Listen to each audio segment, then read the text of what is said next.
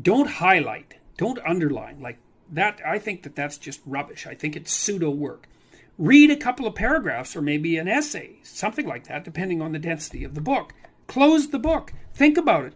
Write down what you're thinking. Write down what you remember. But in the context of what you're thinking about, because that instantiates it into your memory and puts it at hand. Like people ask me, for example, how it is that I can remember all the things that I talk about extemporaneously when I'm lecturing. And the reason for that is because I've thought them through.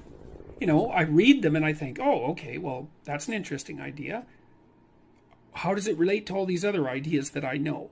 Like, what is its significance for this idea? And what's its significance for this idea? And do I believe it? And how might I criticize it? So it's kind of like I'm attaching little memory hooks to it in 5 different ways. And then I've got it. It's part of me. And that seems to be part of recall rather than recognition. And recall is the spontaneous act of remembering something complex. And when you recall something, you're actually practicing remembering it. And that's what you need to do if you want that to be part of you. So I would say separate out the function of reading and note-taking. So read, think, write. Or read, write, think.